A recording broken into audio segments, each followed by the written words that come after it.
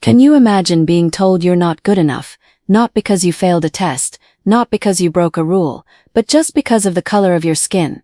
Can you picture standing proud in uniform, only to be told to take it off? Now imagine, instead of quitting, you rise, so high no one can ever look down on you again. The sun blistered the Nevada desert floor, bouncing heat off the tarmac like waves.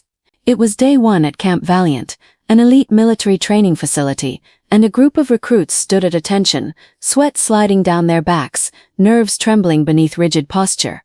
Among them stood Ayana James, tall, shoulders squared, eyes fierce with purpose. Her uniform was crisp, her heart beating with generations of dreams. She had always been different. Growing up in Birmingham, Alabama, the daughter of a single mother and a school teacher, she'd been raised on stories of strength. Rosa Parks, Mae Jemison, Shirley Chisholm. But this was her story now. As the commanding officer approached, clipboard in hand, his brows furrowed at her name. James, Ayana. He looked up, visibly caught off guard. "Yes, sir," she answered, unwavering. His eyes narrowed. "Did you get lost on your way to the civilian support tent?" Ayana froze, her fingers twitched at her sides. She had prepared for many things but not this. "No, sir, I'm here for air training. Fighter pilot program." A beat of silence, then a smirk. "You'll want to take that uniform off before someone thinks this is a joke." Gasps rippled through the line. The desert wind couldn't dry the sting of humiliation on her skin. But Ayana, she didn't budge. That night, as the barracks dimmed into silence, Ayana sat on her bunk, staring at a dog-eared photo of her late grandfather, a Tuskegee airman. The words from earlier echoed like static in her ears. Then, a soft knock on the bunk's metal frame. A fellow recruit, Luis Morales, a wiry, quiet guy from New Mexico, offered her a steaming cup of instant coffee. "I heard what he said," Luis murmured. "He's wrong. You belong here. My sister's in the Air Force. You remind me of her." Ayana looked at him, stunned. Just one person, one voice of support, cut through the fog of doubt. "Thanks," she whispered, voice cracking. "Really?" Luis nodded. "You make it through this, you'll be the reason some little girl thinks she can too." Over the next few weeks, Ayana trained harder than anyone else. She aced her simulator runs, memorized protocols in half the time, outflew nearly everyone in drone exercises. But the pushback was constant, subtle, sometimes not. During a navigation test, someone tampered with her GPS coordinates. She crash-landed the simulator. No one owned up. In the mess hall, her table often stayed empty.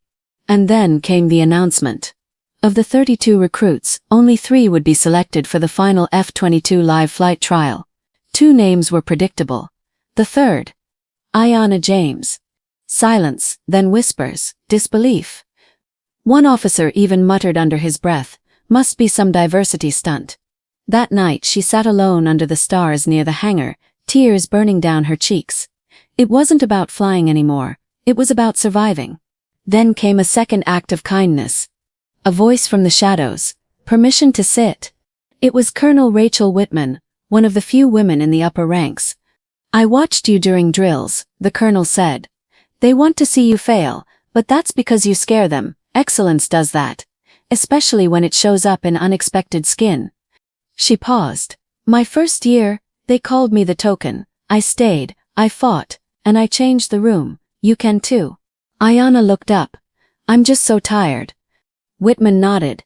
"That means you're doing it right." The morning of the final test arrived. Each selected recruit would fly the F-22 across a rigorous course, low-altitude valleys, high G turns, mock combat maneuvers. It wasn't just a flight, it was a statement. Ayana walked onto the runway in full gear, but just as she approached the aircraft she was stopped. "You're being grounded," said the supervising officer. "Technical override, orders from higher up." Ayana's heart dropped. "What? Why?" "No explanation, just stand down." A crowd began to gather. The other 2 recruits already in their cockpits looked on with guilt. Then a voice from behind, loud, commanding. "Override that order." It was Colonel Whitman, walking with swift determination, papers in hand. "I just got off the phone with Central Command. That override never came from them. Someone forged it. Ayana flies." Gasps. A hush, then a slow rippling wave of nods, even from those who once doubted. Ayana stepped into the F-22. As the engines roared to life, the ground shrank beneath her, the sky welcomed her like an old friend. The moment her hands touched the controls, everything faded, the insults, the doubts, the nights of tears.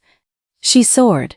Barrel rolls, high-G loops, canyon dives, her maneuvers weren't just flawless, they were poetry in motion. And then as she finished the final arc, she made a decision. Breaking from the route, she looped back, low and thunderous right over the base, directly above the campgrounds. Everyone below looked up, shielding their eyes from the sun. And in a single stunning defiant move, Ayana tipped her wings. A salute, a statement, a symbol. When she landed, the silence was deafening. Then applause, slow at first, then louder. From the edge of the runway, a small figure ran forward. It was Sarah, a base janitor's 9-year-old daughter, who'd been watching from the fence. "You're the coolest person I've ever seen," she said, breathless. "I want to fly just like you." Ayana knelt down. "You will, and when you do, don't let anyone tell you who you can't be. Sometimes change doesn't come from the top down, it rises from the runway. From grit, from grace under pressure, from choosing to fly when the world tells you to stand down. Because when kindness lifts us, we all rise." If Ayana's story moved you, if you believe in the power of hope, courage, and kindness, don't just scroll away, like this video, share it with someone who needs to hear it. And in the comments, tell us what's one act of kindness that changed your life.